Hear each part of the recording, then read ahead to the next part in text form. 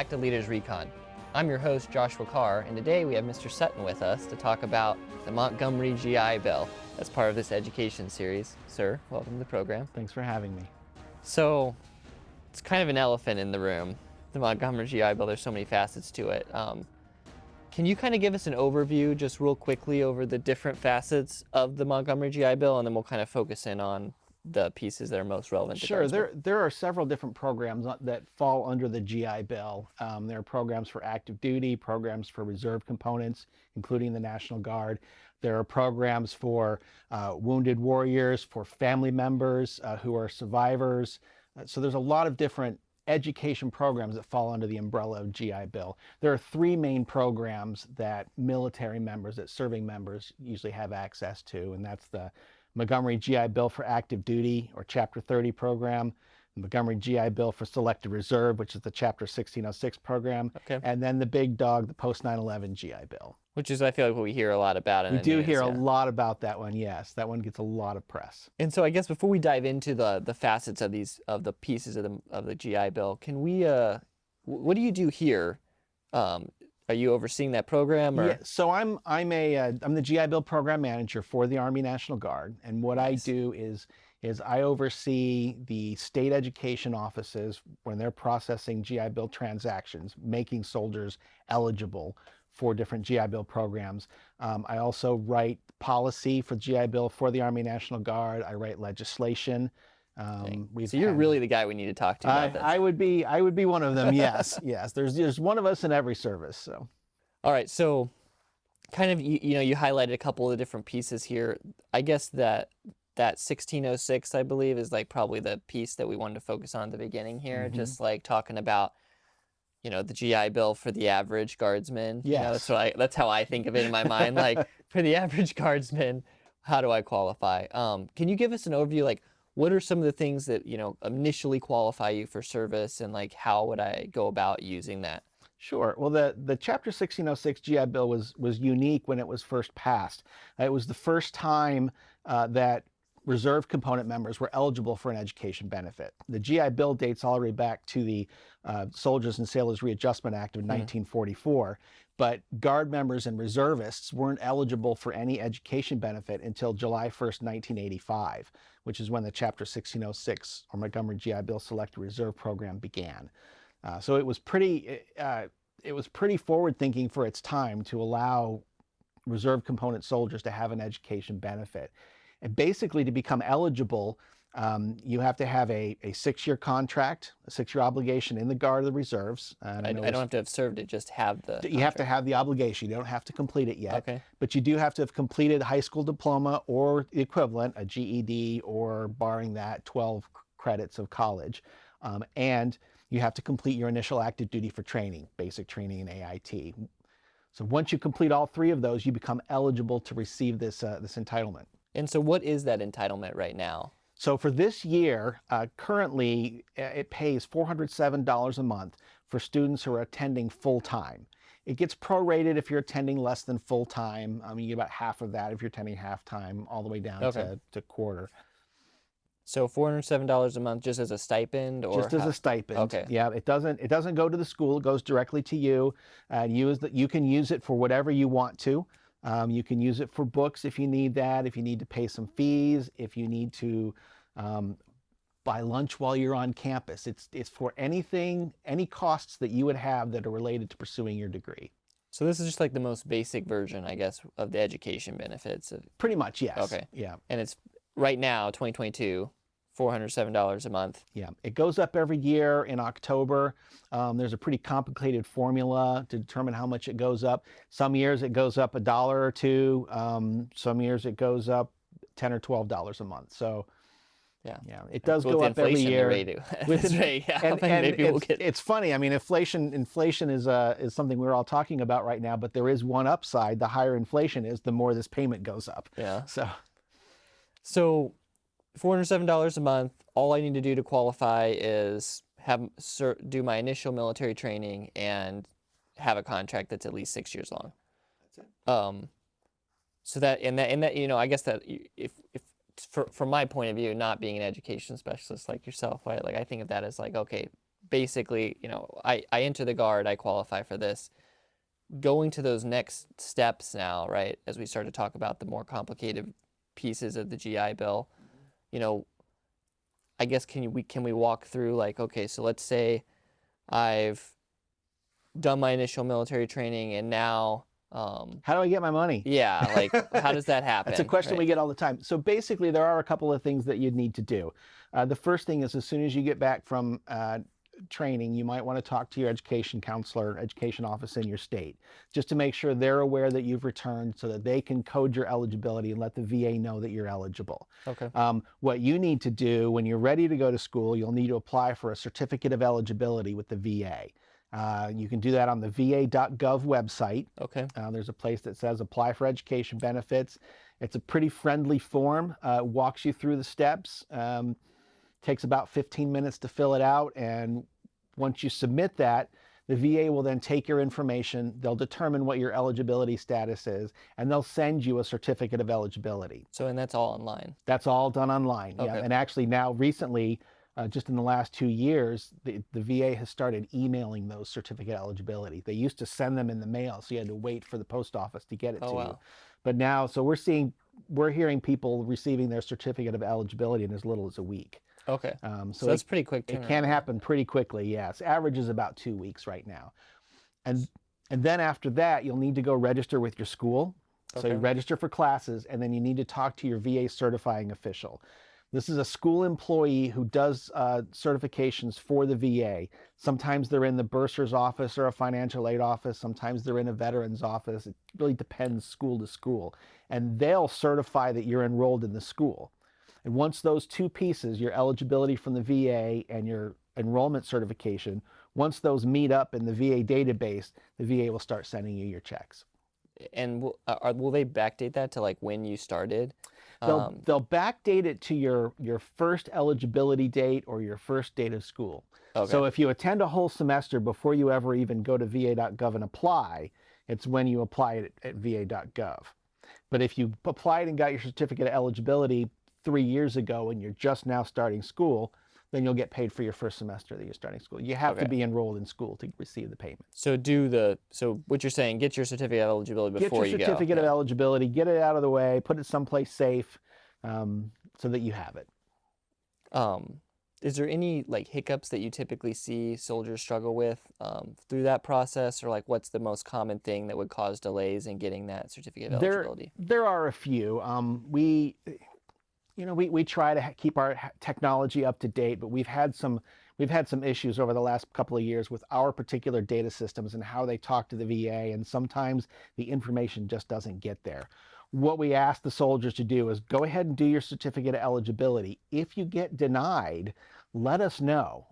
Contact your state education service officer and let them know you got a denial letter and you think that you're eligible. They can go in and they can fix it right then. Okay. If they can't fix it, we have a team that works exclusively GI Bill, and they're our liaison with the VA. They work with the VA directly to make sure that eligibility is done. So if you get denied, it's not the end of the world, but do contact somebody in your state, your education officer. Is there anything that soldiers typically do, though, that would cause them to get denied that's like a soldier mistake, though? Like if I'm going to go apply, right, because I haven't gotten my certificate yet. So if I go to apply to get my certificate, what are things that you would be like, hey, just make sure you don't jack this up? There's a few things on the application process that asks, one of the things that it asks that's confusing is if you're part of the National Call to Service program. And a lot of people think, well, I was called to service. But that's a particular education program that very few people qualify for. So if it asks if you're a National Call to Service program and nobody's ever said that you're part of the National Call to Service program, make sure you tick no on that one. The other one is applying for an incorrect benefit. If you're applying for the Montgomery GI Bill Selected Reserve, but you request another GI Bill program, the VA is going to look at what you request, not necessarily what you're actually eligible for. So they may deny you having requested for the wrong program.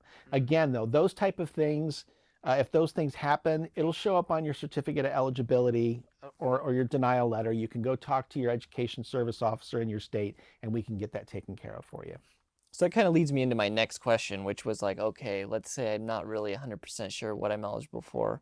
I do have to apply for each of the individual programs before, though. Like if I just applied for the Reserve Select and the 1606 chapter, but I was actually eligible for more, they're not going to tell me that. Not necessarily, Okay, no. okay. It depends. It kind of depends on who processes your case. Most of this is done now with just data matching. Okay. The reason it happens so quickly is that for most of the applications, the data just matches in the background, and the computer spits it out, and a human doesn't even have to touch it.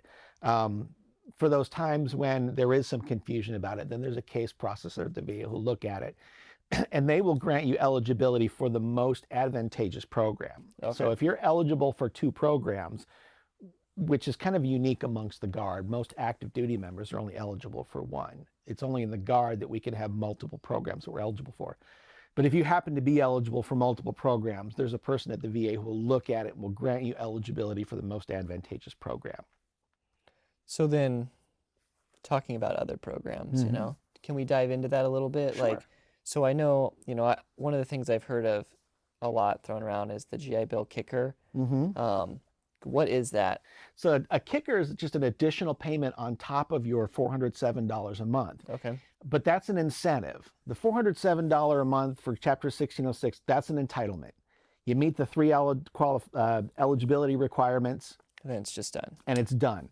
That's kind of a thank you gift. Thank you for doing your service. Here's some money for school. The kicker is an incentive. We're trying to encourage you to do something that you may or may not have thought about doing before. Okay. So the first thing is we've got several different classes of kickers. We've got our accession kickers for people who are just coming to the Guard, either from the general population or from prior service. For those, you've got to come into a critical MOS, and that's an MOS that we typically have shortages in, or are in units that are going to be deploying fairly soon, those type of things. And how would I know? Those will be handled, those are all handled at MEPS. When you do your recruiting, when you go to sign up for a job, they'll have lists. They do change because the needs of the Guard change. So every month there's an updated list of what MOSs are critical in what states. So we don't really keep, it doesn't do us much good to keep lists of these because they change so often. Okay. So all that data is sent directly to MEPS, and MEPS has those lists, and they can look it up on the day that an applicant's on the floor ready to come in.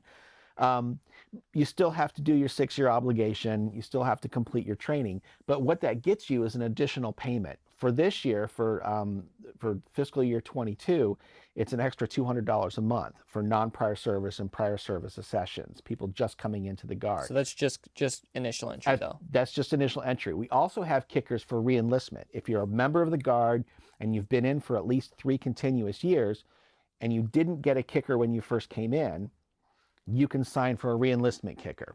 Okay. Now, both all 3 of those type of kickers, there's an ASVAB requirement. You've got to have an ASVAB of at least 50. So if you don't meet the ASVAB requirement of 50 when you're coming in, you've got 3 years to do some training, do some classes, and retake that and get your score above a 50.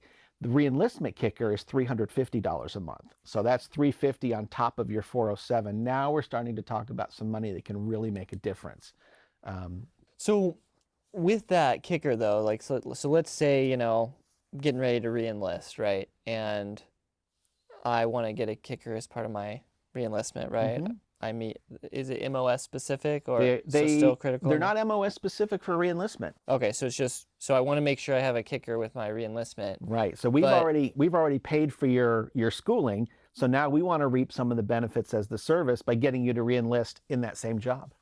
Well, and I guess that was my question, but let's say I'm not like necessarily planning on going to college this year, right? Or maybe it's going to be a couple years. Like, if I get that kicker in my re-enlistment, like, is it a certificate of eligibility, or like when can I use that? Or is it only if I'm going to school right now? Well, you can only use it when you're going to school, but you can contract for the kicker. So you can sign the kicker contract when you re-enlist, but you don't have to go to school right away. Once you meet your eligibility requirements, unless you violate a couple of contract points, you remain eligible for both the 1606 and the kicker for your entire term of service as long as you stay in the Guard. Yeah. So that's kind of a nice. I mean, that's kind of a huge piece, because like you're saying, right? Yeah. So like I joined the Guard, and became eligible for 1606, but I didn't go to school to work on my master's degree for 6 years. So I'd already been in 6 years before I ever started using my education benefit. And then you did the kicker, I'm assuming? I didn't get a kicker because I wasn't in one of those MOSs that was considered critical at the time. But for those who do get the kicker, it's a good benefit. We also do kickers for officer commissioning programs. Yeah, what is that look like? So if you're currently an enlisted soldier, you've completed AIT, you're MOS qualified, and you decide you want to become an officer, we can then, if you don't already have a kicker, we can contract you for a kicker. Again, $350 a month while you're completing your schooling to get your bachelor's degree that's required to become an officer. And that's just something the soldiers need to, again, talk to their state program, state either the state education officer or their unit admins.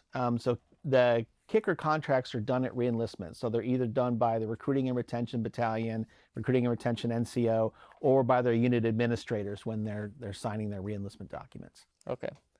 So then what about officers in general? So, right, if I'm ROTC, whatever, is there any sort of kickers that are related to officers? I know we've talked enlisted soldiers, which is most soldiers that are going to be using this. But so we have one type of kicker for officers who've already commissioned. So all of our officer commissioning kickers, ROTC, OCS, Warrant Officer Candidate School, those have to be contracted for before you commission. Once you commission, you've got a brief window of about 1 year that you can also receive a kicker, an officer commissioning kicker. Because if you come in and go straight to OCS or straight to ROTC and you don't go through the whole enlisted process before converting, we still want to give you an opportunity because you're going to want to continue your schooling after you commission. So within 1 year of your commissioning date, you can sign we call it our standard officer kicker. And again, that's $350 a month on top of your Chapter 1606. It's almost like something that's like, you should do that, right? Like somebody should tell you that, right? As you, like when you're commissioning. There's no reason like, not to. Like, you know, I mean, when you commission, we're pretty sure that you're going to serve at least 6 years. So let's sign the obligation, get you the kicker, and then it's there. Yeah. Is there any ADSO that comes along with that, or with the just kickers? Just the 6-year obligation. Yeah. So really, there's like almost no reason. Like somebody should have told me this when I signed up. Right. Almost no reason not to. Yeah. Yeah. So that's is there anything else about kickers though that we should kind of dive into? Those are the basics. Okay. Yeah. A couple of things that you need to know about 1606 and kicker. Obviously, these are selected reserve kickers, so you have to be a member of the selected reserve. If you go inactive National Guard or IRR, we have to suspend your payments. We can't pay you while you're not in an active drilling status. If you decide to go AGR, we also have to suspend your payments because you become eligible for other GI Bill programs at that time. So, but stay a traditional drilling reservist, come to drill, do your job, you get to keep this benefit. Which is pretty nice, honestly. Like if you stack them both, it's like, okay, now we're talking. Yeah, we're starting to talk some good money. So the big fish in the room, right? The post 9/11 GI Bill. Can we talk through this and like what it means for guardsmen? And I know there's a lot of facets to it. So there's a lot of eligibility requirements for post 9/11 GI Bill. The biggest one that gets the Guard members, it's primarily active duty soldiers or active duty service members who become eligible. But in the Guard, there's a couple of categories. If you are an AGR, either Title 32 or Title 10 AGR, you can gain eligibility for post 9/11. If you deploy as a Guard member, the time that you're deployed is qualifying service. And then under Title 32 ADOS, there's 4 very special categories, very time periods that qualify. And the way the law reads, there's a whole set of it has to be a national emergency declared by the president, supported by federal funds. There's 4 periods of service that meet those. There's the period of Operation Noble Eagle, 2001 to 2002, the 59th inaugural between January and May of 2022. If you worked on COVID support or COVID relief mission, anytime from March of 2020, and that just ended this July 1st of 2022. And then if you worked on the southwest border between February of 2019 and January of 2021. Those are all qualifying service for post 9/11 as well. So primarily deployments. For the guard members, primarily deployments, and then those 4 special missions.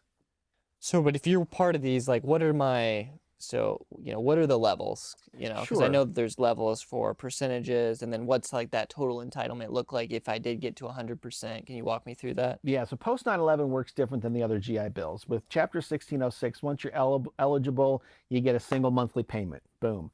With post 9/11, you gain eligibility for the number of days of service that you do. Okay. So you have to do at least 90 days of qualifying service. It doesn't have to be in a row. It can be a day at a time. It can be a week. It could be 90 days in a row. But once you hit that 90th day of qualifying service, you become eligible. And as you do more service, up to 3 full years, 36 months of service, your eligibility is prorated. It starts at a 50% payment tier, goes up to 100%. And what that means is that rather than a single lump monthly payment, post 9/11 pays out 3 separate payments.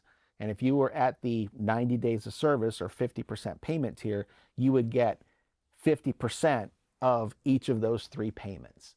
There's a tuition stipend that goes directly to your school. Okay. Pays up to 100% of in-state tuition at any public university. Any public university. Any public university. No dollar limit or anything? No dollar limit. I think right now New York has the highest public university tuition, and it'll pay up to 100%. If you're at that 50% payment tier, it'll pay 50%. Okay. It also pays a book and supply stipend of up to $1,000 per academic year. And then there's a monthly housing allowance, which is what makes this a really popular GI Bill. What is that monthly housing allowance? So the monthly housing allowance depends on where you're going to school. It's based on the BAH rate for an E5 with dependents. Doesn't matter what your rank is, doesn't matter if you have dependents or not. That's just the table that they use. Okay. At the zip code where you're attending school. So I can figure that out if I'm just like, hey, E5 with dependent on some online calculator. Yep. Or 50% or whatever the percentage is that I qualify. The VA has actually built a tool to help you calculate that. Really? It's called the GI Bill comparison tool. The website address is really, really long, but if you just Google GI Bill comparison tool, it'll take you right to it. And you can put in things like how much qualifying service do you have, everywhere between 90 days and 36 months.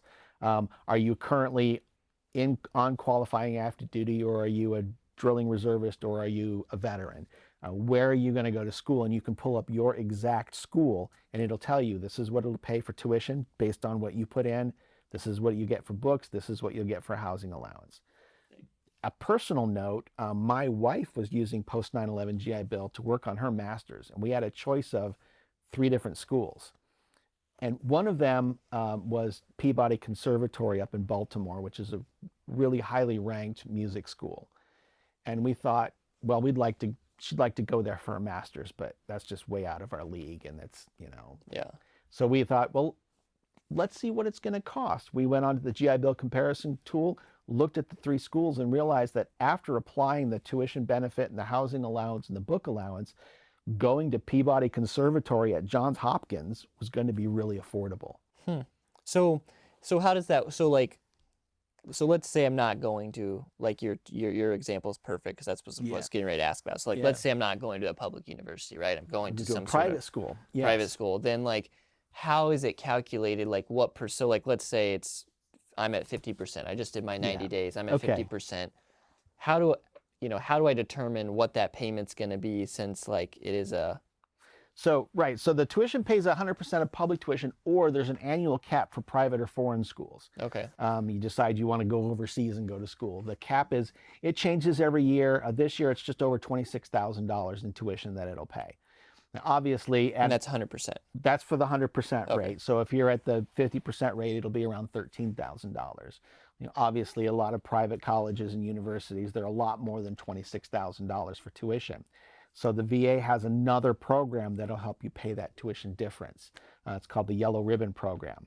And it's a voluntary scholarship program that the school enters in with the VA, where if there's any tuition left over, the school will agree to pay a portion. The VA will match that portion up to half of the difference in tuition. Talking about that Yellow Ribbon Program, because I don't think, so there's a whole series of podcasts, but I don't think we've talked about that piece of it yet. Can you kind of expound on what that is? Sure. So the Yellow Ribbon program is a voluntary program that the schools and the VAs enter into together. And what happens is, let's say your tuition is $36,000 a year, Okay. and you're at a private school. The VA is going to pay $26,000 a year. That leaves you $10,000 that you've got to find a way to pay for. Well, with the Yellow Ribbon program, the school can agree to basically give you a scholarship to pay some of that delta, some of that difference, and the VA will match. So in our example, where you had a $10,000 difference, if the school decides to kick in an additional $3,000, the VA will match that $3,000. Now your $10,000 is down to $4,000 that you've got to pay not bad for. at all. It's not bad at all. And how would I determine like if the school has those agreements in place? That would be your school certifying official. Okay. That would But there's no know. way to tell that ahead of time, really. The GI Bill comparison tool does tell whether or not schools are Yellow Ribbon, but the Yellow Ribbon scholarships themselves vary from school to school. Okay. There are some places where there's 5 scholarships available and they're $5,000 a piece. There are other schools that every veteran who needs the Yellow Ribbon is eligible for up to half of the difference. Oh, wow. It just depends on the school. And I just have to dive into the school. You just have to dive into the school. Talk if you're going to a private school and you know you're going to have some leftover tuition, ask your school certifying official if they do Yellow Ribbon. Oh, that's that. I'm learning so much here. I'm like thinking about my master's. Like, oh man, this Yes. is more affordable. So, going back to some of those percentages though, as we go back into the qualifying service. So you said 90 days, 50%. That's your basic eligibility. Yep. In like 6 months is 6 months, you go up to 60%. okay. And then your next tier is at 18 months, and you Okay. go to 70%. And then from there, every 6 months of qualifying service takes you another 10%. It takes 36 months of qualifying service to get to the full 100%. Now, I was hearing some rumor about there being like a piece of this where like once you got to 24 months, then like other parts of service count in, like your Yes. initial. How does that? Can you talk me through that? So initially, your initial active duty for training, your basic training and AIT, are not considered qualifying service because that's training time. However, once you get to 24 months of other qualifying service, 2 deployments if you're in the Guard, for example, then your basic training and AIT time can be added on top of that. So if you have an MOS where you've got your 3 months or 2 months of basic training and a 4-month AIT, once you hit that 24-month mark, now you immediately go to 30 months. You get that additional 6 months of qualifying service. And that's just initial entry training, That's right? just initial entry training, right? Okay. Right. So that's good to know though, because I feel like Yes. it's an incentive to be like, hey, It does. It makes a big difference, and there's a lot of people, like you were saying, that don't realize that this happens, and then all of a sudden they get to this point and they get a big bonus of qualifying service. So it's a good surprise, but sometimes it is a surprise. So just to recap then, where we're at with post 9/11, I need to serve at least 90 days, either on a deployment or one of the 4 specialized mission sets that you mentioned, right? Or I'm an AGR. I mean, that's a really small subset of soldiers. So one of those 2 things that qualifies me for 50%. That 50% is either in-state tuition for public university, or $26,000 as of 2022 for private universities. Correct. And then $1,000 a month, or sorry, $1,000 a year of book stipend, right? Yeah. And BAH. Monthly housing allowance. Sorry, monthly housing allowance. And I can find all that in that VA comparison tool, is what you're saying. Yeah, Okay. so basically if you go in, if you know what school or what couple schools you might want to be attending, you can put that school in along with all of your service data, and it will tell you this is the amount of tuition that'll get paid, this is the amount of books that you'll get if you attend full time, this is the monthly housing allowance that you'll receive. Yeah, we'll grab a link to that and include it in the video so that people can find it super easy. So that's 9/11 in a nutshell, right? It's a pretty big nutshell.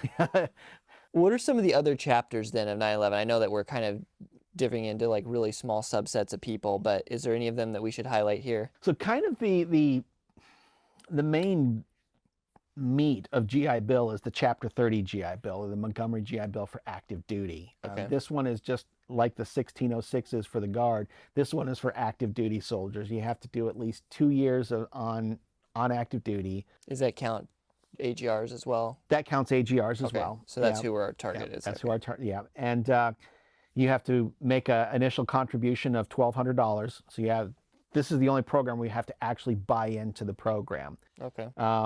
And then you become eligible, just like with Chapter 1606, you become eligible for a monthly payment. This year, it's $2,150 a month if you're going full time. So around $8,000-9,000 a semester. It's not bad. Not bad at all. For an initial $1,200 investment, that's a pretty good return. And to qualify for this, it's how many years of? You have to have a minimum of 2 years on active duty. You have to have your high school diploma or equivalent completed, and make it a contribution of $1,200. So you have a lot of soldiers who serve these like ADOS tours in various capacities. I mean, because we have, our manning is so low. So do those count towards this or no? Those don't for Chapter 30. Okay. Chapter 30 is strictly active duty, and it's continuous service. Okay. There is a mobilization contingency in there, but you've got to be mobilized 730 continuous days on a single set of orders. Oh my. And we just don't do those anymore. Our mobilizations are limited to 400 days now, so we don't see those type of eligibilities. 20, was that like 20-some month deployment? Yeah, it'll be a 24-month deployment. Dang. Yeah. So smaller subset of soldiers, but there is a program There out are for the Guard. It's generally going to be your AGRs that become eligible for Chapter 30. And can you stack any of these together? So like, let's say I qualify for post 9/11, right? Like I've done a deployment. I qualify, let's just say 50%, right? I qualify for my 50%. I'm also in AGR, right? Or I've taken an AGR job now. Like, can I stack now that monthly stipend from the Chapter 33 and my post 9/11, or no? You can't use them at the same time. Okay. So what you get is you get up to 36 months of benefit from any one GI Bill program, 1606, 30, post 9/11. You have a lifetime maximum of 48 months from a combination of programs. Okay. So a typical scenario for a Guard member is that you come in, you join the Guard, you become eligible for 1606. Okay, you now have 36 months of Chapter 1606 eligibility. Then into your career, you do a deployment, and now you're eligible for post 9/11. You're now eligible for two benefits. You could get 36 months of Chapter 1606. You could get 36 months of post 9/11. You can't use them at the same time. If you combine the benefits, you can use up to 48 months. So you could use 12 months of 1606 and 36 months of post 9/11. So I should probably, just me looking at it from the soldier viewpoint, I'm like over here. So like if I've already used a bunch of my 1606, then I'm super limited what I can use. You are. We Okay. do see that. If let's say you've used 20 months of your 1606, even though you could be eligible for 36 months of post 9/11, you still are subject to that lifetime cap. So 20 months of 1606, 28 months of post 9/11.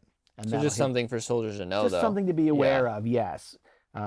Because there are other things about post 9/11 to keep in mind as well. I know we haven't talked about transferring yet. Yeah, that was next on the list. I figured that right? that question was coming up, because the biggest benefit on post 9/11 that people see is the ability to transfer your benefit to your dependents.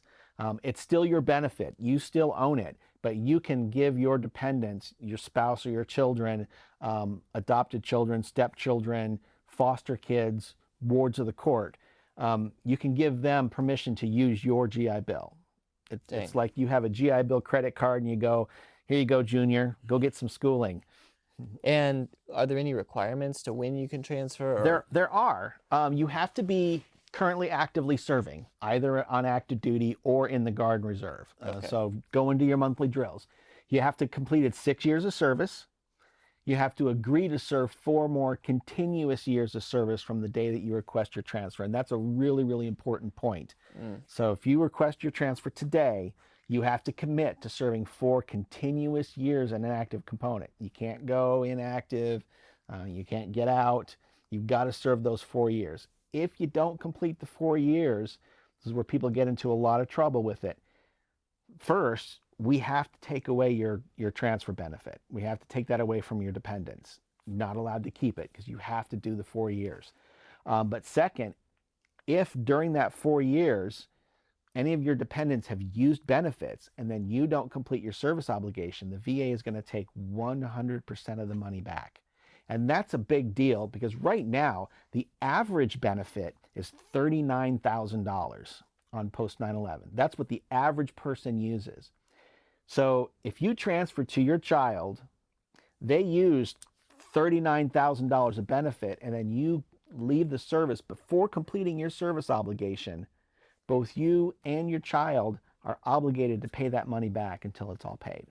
And that's a very unwelcome letter to get, especially for a kid who's just graduating college and trying to find their first job, and now they find out they've got a debt for almost 40 grand to the U.S. government.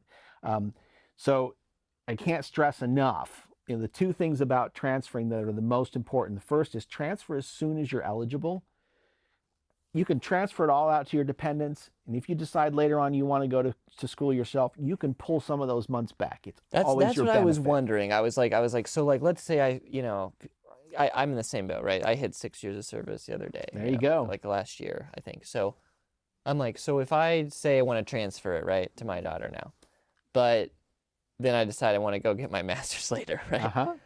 Can I pull it back, or you can. And then do I have to retransfer it though? You don't have to retransfer. Okay. So what you can do, you can transfer as little as 1 month and as many as the number of months you have eligible, Okay. up to 36 months, to one or all of your dependents who are still eligible. There's a couple of rules for eligible dependents. Spouses, obviously you have to be currently married to the spouse, and the spouse has to be under you in DEERS. For children, they have to be under 18, or if they're between 18 and 23, a full-time student. Once a child turns 23, you can't transfer to them anymore. Okay. They fall out of DEERS at that point, and that's the requirement for children. They have to be in DEERS. So if you have a newborn or a 1 or 2 year old, go ahead and get the transfer done and get that education benefit secured for them. The spouse can begin using it as soon as you're approved. And that's where we run into issues sometimes with the service obligation. The spouse can start using it right away. The child can begin using it once you've completed 10 years of service.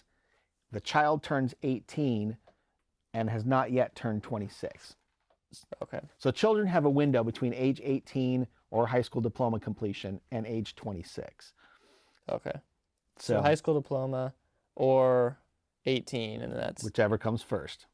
I had 2 kids. One graduated high school at 17 and started using it right away. One decided not to graduate high school and went to college at age 18, and once she turned 18 was able to use it. Okay. So 18 or high school diploma, whichever comes first. Nice. But after they turn 26, they can't receive payment at all. So we've kind of gotten a well-rounded view, I think, of, or at least I have a more well-rounded view of the GI Bill and the various programs associated with it. When it comes to where should soldiers look for resources, I know you mentioned the comparison tool. You mentioned the VA website for applications for eligibility. What are some other great resources out there to either help people get connected to their point of contacts in their state, or kind of deep dives into some of these programs? Yeah, every state has an education service office as part of the National Guard, and every office has an education service officer. Most states also have a dedicated GI Bill manager in their state. Your education service officer or your GI Bill manager in your state will be able to answer any questions you have. They can look up your particular information about eligibility for any of the GI Bill programs. They can guide you through the process of applying, answer questions about transferring. If you have transferred, they can tell you when your service obligation end date is. They're really the go-to. They're going to be your go-to. They're going to be your first line of defense in getting your education. And you can find a list of education offices on nationalguard.com. If you go to nationalguard.com and find your state, on those state pages, about halfway down, there's a link to your education office. Nice. So you can get contact information for your education office. And any other resources that you recommend? Those are the best ones. You can also call the VA. They have a toll-free number at 888 GI Bill 1. They can answer some questions for you as well. Keep in mind that the VA has to answer questions for all the service components. So they're limited on what the information they have for a Army National Guard member. So your state education office is going to be your best stop. Best person. And then, do you have any messages that you want to give out to the audience, like specifically? I know we kind of hit on some of the things you emphasized. But... Use your benefits. They're there for you. Between the Army National Guard budget and the VA office, these are funded, they're available. Use them up. You don't have to go to a traditional university. You can also use them for an apprenticeship. If you want to go into the trades, let's say you want to be an electrician, you can use your GI Bill to take your certification exams. And you can use your GI Bill while you're going through your journeyman process as an apprentice. Oh, really? You can use it for on-the-job training. In my state, we had a program with the state police where people could go to the state police academy and use their GI Bill to fund their tuition at the state police academy.